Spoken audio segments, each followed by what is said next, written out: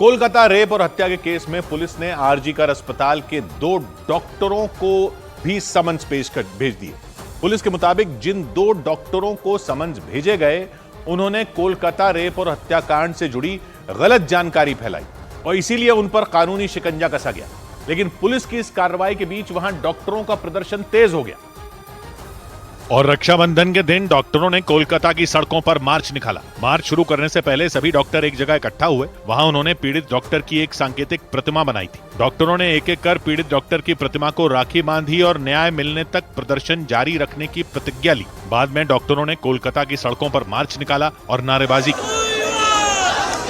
कोलकाता के आरजीकर अस्पताल में हैवानियत के बाद देश के अलग अलग हिस्सों में डॉक्टरों ने हड़ताल शुरू कर दी थी। उन्होंने पीड़ित को न्याय दिलाने और डॉक्टरों की सुरक्षा के लिए सेंट्रल प्रोटेक्शन एक्ट लाने की मांग की और धीरे धीरे उनकी मांग ने जोर पकड़ लिया। इस मामले में इंडियन मेडिकल एसोसिएशन ने प्रधानमंत्री को चिट्ठी भी लिखी थी और डॉक्टरों की सुरक्षा सुनिश्चित करने की मांग की थी, क्योंकि ट्रेनी डॉक्टर से हैवानियत के बाद आरजीकर अस्पताल में हिंसा भी हुई थी और कहा गया था कि हिंसा में डॉक्टरों को भी निशाना बनाया गया था। आरजीकर अस्पताल में हिंसा के बाद अस्पताल के आसपास 7 दिन के लिए धारा 163 लागू कर दी गई थी। धारा 163 पहले धारा 144 थी और धारा 163 के तहत उन्हीं नियमों का पालन किया जाता है। इसके अलावा आरजीकर अस्पताल में हिंसा के मामले में कई लोगों को गिरफ्तार भी किया गया। यही नहीं, कलकत्ता पुलिस ने आरजीकर अस्पताल के 2 डॉक्टरों को समन्स भेज दिए और आरोप लगाया कि उन्होंने ट्रेनी डॉक्टर से हैवानियत के मामले में गलत जानकारी फैलाई और लोगों को गुमराह करने की कोशिश की। इसके अलावा सूत्रों ने खबर दी कि आरजीकर अस्पताल के डॉक्टरों ने ही पीड़ित की पहचान सोशल मीडिया पर जारी की।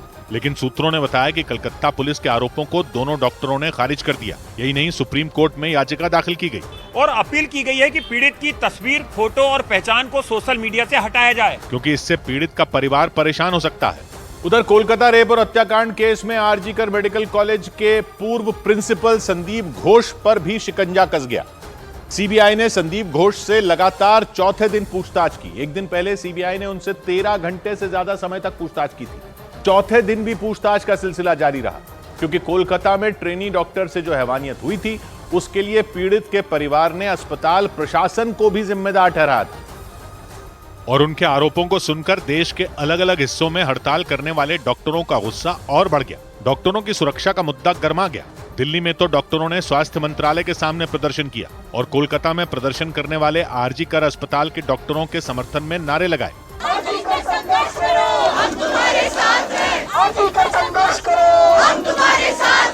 ट्रेनी डॉक्टर से हुई हैवानियत के बाद से कोलकाता के आरजीकर अस्पताल के डॉक्टर हड़ताल पर हैं। इस दौरान उन्हें उपद्रवियों का सामना भी करना पड़ा था, क्योंकि कोलकाता के आरजीकर अस्पताल में हिंसा हुई थी और खबर आई थी कि उपद्रवियों ने हड़ताल पर बैठे डॉक्टरों से भी मारपीट की थी। लेकिन उनका प्रदर्शन रुका नहीं। इस बीच सीबीआई ने भी पड़ताल तेज कर दी और उन सवालों के जवाब ढूंढने में लग गई जो पीड़ित डॉक्टर के परिवार ने लगाया था और कहा था कि शुरुआत में अस्पताल की ओर से उनसे कहा गया था कि ट्रेनी डॉक्टर ने आत्महत्या की थी, जबकि ट्रेनी डॉक्टर के साथ दरिंदगी की गई थी।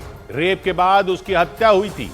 जांच के दौरान पता चला था कि पीड़ित डॉक्टर के प्राइवेट पार्ट्स, आंखों और मुंह से खून बह रहा था। ट्रेनी डॉक्टर की शव की जांच के बाद आई रिपोर्ट में बताया गया था कि उसके पेट, पैर, गर्दन, हाथ और होठों पर चोट के निशान थे और उसकी गर्दन की हड्डी टूटी हुई थी।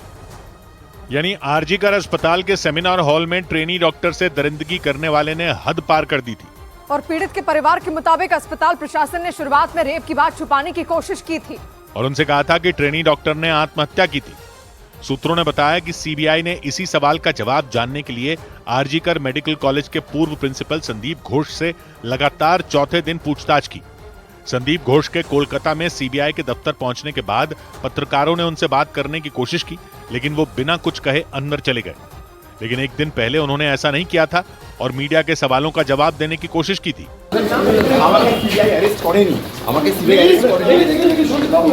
एक दिन पहले संदीप घोष से 13 घंटे से ज्यादा समय तक पूछताछ की गई थी और उनसे आरजीकर अस्पताल के सेमिनार हॉल से जुड़े सवाल पूछे गए थे।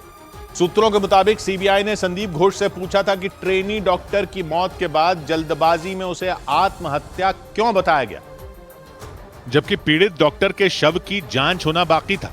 सूत्रों के मुताबिक संदीप घोष से पूछा गया कि डॉक्टर की मौत को जल्दबाजी में आत्महत्या क्यों बताया गया और पूछा गया कि क्राइम सीन को सुरक्षित क्यों नहीं रखा गया और वहां तोड़फोड़ क्यों करवाई गई, क्योंकि आरजीकर अस्पताल का सेमिनार हॉल ही क्राइम सीन था।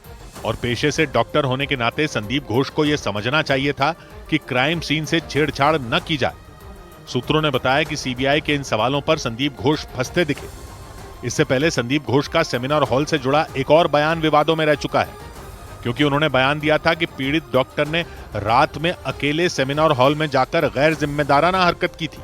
यानी संदीप घोष ने शुरुआत में पीड़ित डॉक्टर पर ही सवाल उठा दिए थे, जिस पर बाद में विवाद हो गया था और मामले को संभालने के लिए उन्हें आरजी कर मेडिकल कॉलेज के प्रिंसिपल के पद से इस्तीफा तक देना पड़ा था। लेकिन पीड़ित डॉक्टर के परिवार के आरोपों के बाद संदीप घोष की भूमिका पर सवाल उठ गए और सीबीआई ने संदीप घोष को लगातार चौथे दिन पूछताछ के लिए बुलाया। इसके अलावा सीबीआई की टीम दूसरी बार पीड़ित डॉक्टर के घर भी पहुंची और सूत्रों के मुताबिक सीबीआई ने पीड़ित परिवार से उसकी डायरी के बारे में भी पूछा था, क्योंकि पीड़ित डॉक्टर के पास से एक फटी हुई डायरी मिली थी और सूत्रों के मुताबिक सीबीआई को डायरी से कुछ सबूत मिलने की उम्मीद है। सीबीआई की टीम इससे पहले भी पीड़ित के माता पिता का बयान दर्ज कर चुकी है। ये केस सीबीआई के पास पीड़ित के माता पिता की याचिका पर ही आया, क्योंकि उन्होंने कलकत्ता हाईकोर्ट में कोलकाता पुलिस की जांच और अस्पताल प्रशासन की भूमिका पर सवाल उठाए थे।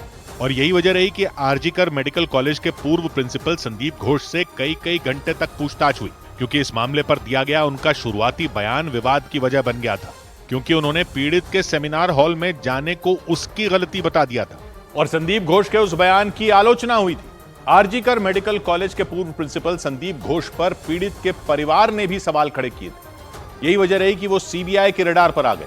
इस बीच डॉक्टर से हैवानियत के अभियुक्त संजय रॉय पर शिकंजा और कस गया, क्योंकि सीबीआई को संजय रॉय का पॉलीग्राफ टेस्ट कराने की इजाजत मिल गई। पॉलीग्राफ टेस्ट को लाई डिटेक्टर टेस्ट भी कहते हैं और उसमें एक मशीन होती है जो सवालों का जवाब देने पर आदमी की शारीरिक प्रतिक्रियाओं को मापती है और पता चल जाता है कि वो सच बोल रहा है या झूठ। डॉक्टर से हैवानियत के अभियुक्त संजय रॉय को इसी टेस्ट से गुजरना होगा, क्योंकि सीबीआई को शक है कि संजय रॉय बहुत कुछ छिपा रहा है, क्योंकि सूत्रों के मुताबिक उसके बयान बार बार बदल रहे हैं और इसीलिए सीबीआई ने दूध का दूध और पानी का पानी करने के लिए पॉलीग्राफ टेस्ट की तैयारी की और कोर्ट से इजाजत मिलने के बाद उसका रास्ता साफ हो गया। वहीं कोलकाता के एक और अस्पताल में डॉक्टर से मारपीट का मामला सामने आया। बताया गया कि कोलकाता के एसएसकेएम अस्पताल में रात में भीड़ ने हमला कर दिया और ड्यूटी पर मौजूद डॉक्टर को पीट दिया और इसके बाद कोलकाता के एसएसकेएम अस्पताल के बाहर पुलिस वाले पहुंच गए। सुबह सुबह पहुंचे मरीजों को इंतजार करना पड़ा, क्योंकि खबर आई कि कोलकाता के एसएसकेएम अस्पताल में रात में एक डॉक्टर के साथ मारपीट की गई। उसके बाद अस्पताल में तनाव फैल गया। रात में हुए हमले के सबूत भी नजर आए, क्योंकि अस्पताल के कमरों के शीशे फूटे हुए दिखे। पुलिस वालों का जमावड़ा भी लग गया। बताया गया कि एसएसकेएम अस्पताल में रात में भीड़ घुस गई थी और उसने एक डॉक्टर पर हमला कर दिया था। कोलकाता का एसएसकेएम अस्पताल वहाँ के भवानीपुर क्षेत्र में आता है और भवानीपुर बंगाल की सीएम ममता बनर्जी का विधानसभा क्षेत्र है। इस बीच बंगाल की मुख्यमंत्री ममता बनर्जी के खिलाफ विवादास्पद पोस्ट करने के आरोप में एक छात्रा को गिरफ्तार कर लिया गया। पुलिस की उसे कोर्ट में पेश करने की तैयारी है, क्योंकि आरोप लगा कि छात्रा ने सोशल मीडिया के जरिए हिंसा भड़काने का काम किया। आरोप लगने के बाद उसे गिरफ्तार कर लिया गया और इसके बाद छात्रा के परिवार वालों का बुरा हाल हो गया। छात्रा की मां ने दलील दी कि उनकी बेटी से गलती हो गई और वो आगे ऐसा नहीं करेगी।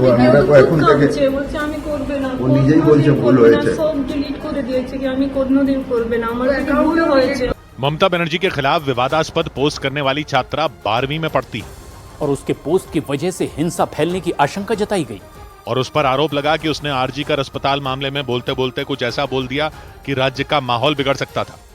टीएमसी नेता सागरिका घोष ने तो खुलकर लिख दिया कि बोलने की आजादी का मतलब ये नहीं कि किसी चुने हुए नेता की हत्या के लिए उकसाया जाए।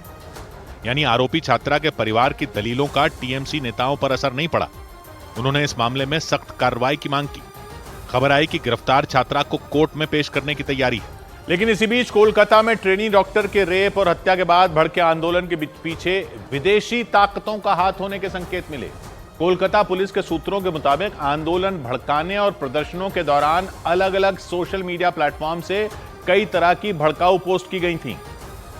और सूत्रों के मुताबिक जब कोलकाता पुलिस ने सोशल मीडिया पर सैकड़ों लोगों के अकाउंट की जांच की तो चौंकाने वाली जानकारियां सामने आई। सूत्रों का दावा है कि प्रदर्शन के दौरान कोलकाता पुलिस ने 280 लोगों को समन्स भेजे थे। उन पर सोशल मीडिया पर भड़काऊ पोस्ट करने के आरोप लगे थे। उनमें कई ऐसी भी पोस्ट थीं जिनमें ट्रेनी डॉक्टर की पहचान और तस्वीर तक उजागर की गई थी। लेकिन सूत्रों ने बताया कि जांच में 30 ऐसे लोगों के सोशल मीडिया अकाउंट मिले जो पूरी तरह फर्जी थे।